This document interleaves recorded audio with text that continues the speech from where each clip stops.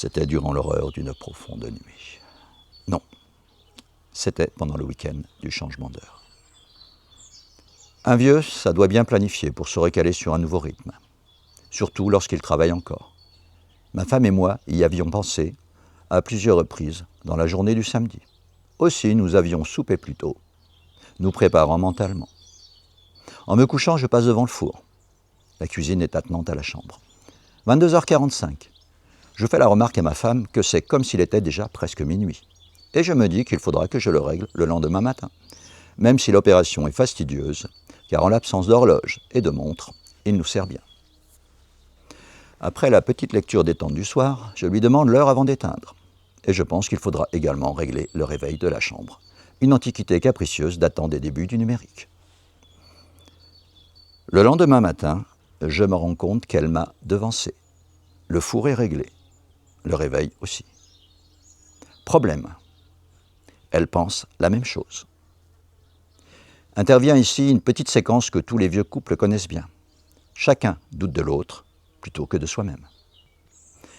Après quelques moments que je passerai sous silence et moult recoupements, le réglage de l'heure du four s'accompagne de bips sonores, le réveil est de son côté mais elle préfère consulter son téléphone, nous nous innocentons mutuellement. Nous passons toute la journée à discuter de signes, de synchronicité, et je pense aussi beaucoup à la physique quantique. Nous projetons d'en discuter avec notre aîné, voire de l'appeler exprès. Arrive le repas de midi. Nous en discutons avec le dernier garçon encore présent à la maison. Lorsque tout à coup, je pense à une dernière vérification, la montre de ma moto. Il faut désactiver l'alarme pour la régler, et c'est une opération délicate. Je suis certain de ne pas avoir eu la possibilité matérielle de le faire, ne l'ayant pas utilisé depuis 2 jours. Je reviens du garage illuminé. Son heure a changé également. C'est l'ultime confirmation.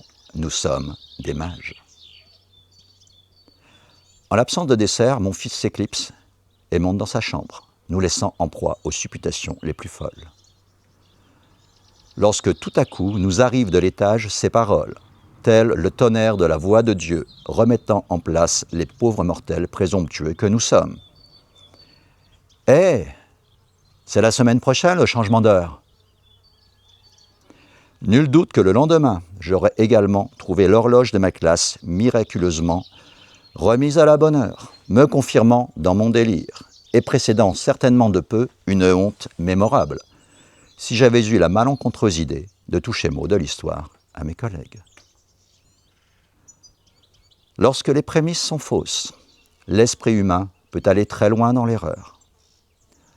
L'être humain a du mal à se remettre en question et cherche à rationaliser en sélectionnant tous les éléments à même de le confirmer dans son égarement. Cette anecdote restera inscrite dans la légende familiale, en bon rappel à l'humilité. N'est pas mage qui veut.